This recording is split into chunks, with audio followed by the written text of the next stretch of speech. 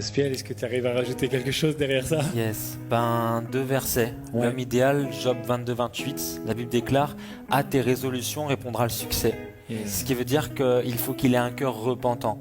C'est-à-dire cet homme-là, faut pas qu'il hésite à demander pardon, à vouloir changer. Yes. C'est-à-dire que l'homme idéal peut apparaître comme un homme horrible, comme un homme colérique, comme un homme envieux, comme un homme jaloux, comme un homme égoïste. Mais en fait, il a le cœur repentant. Quand tu lui en parles, il est prêt à écouter, il est prêt à changer.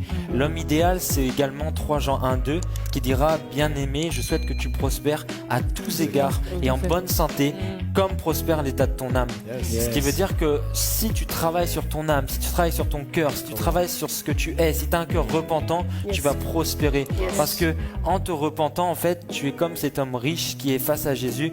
Et je donne des exemples bibliques parce que j'aime bien. Cet homme, il se présente à Jésus et Jésus discerne l'orgueil qu'il y a en lui.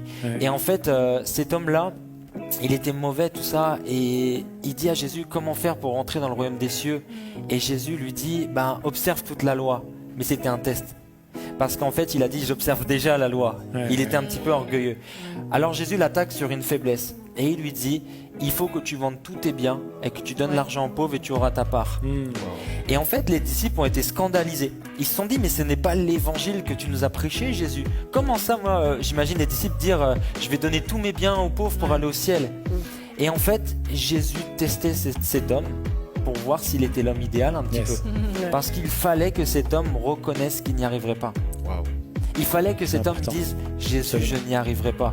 Parce que quand tu reconnais que tu n'y arrives pas, tu invites Jésus dans ta vie. Tu invites la grâce de Dieu. Quand tu as un cœur repentant, en fait, tu récoltes Christ dans ta vie. Tu récoltes la croix. La repentance invite Christ. La repentance installe Christ. Et c'est pour ça que si tu croises un homme qui n'est pas un homme idéal, il se peut qu'il ait le cœur de l'homme idéal. Wow. Yes. Je peux rajouter un truc, je lève la main comme à l'école. En fait, je veux un peu fusionner leurs 2 avis, parce qu'elle disait c'est l'aide parfaite, et lui disait c'est un homme qui a une vision. En fait, nous les femmes, je pense, vous me direz, vous êtes pasteur, je pense qu'on est des amplificateurs, en fait. Ce qu'on reçoit, on amplifie. Et quand un homme n'a pas de vision, on amplifie du rien en fait. Tu vois, il y a rien, donc on fait du vent en fait, parce qu'il y a rien du tout. Et quand lui aussi il est bancal, on amplifie de la bancalité. On amplifie de la... Non mais pour de vrai, je veux dire, c'est quand un mec il dit, on dit, même si un mec il a juste une idée, j'aimerais bien lancer un restaurant. C'est lui qui a eu l'idée et la meuf a dit: ok, il faut qu'on aille à la chambre de commerce, il faut qu'on fasse ça, il faut qu'on fasse ça. Mais c'est lui la tête et la meuf, Dieu nous a mis le sens du détail. Donc on vient et on apporte ce qu'on a, voilà.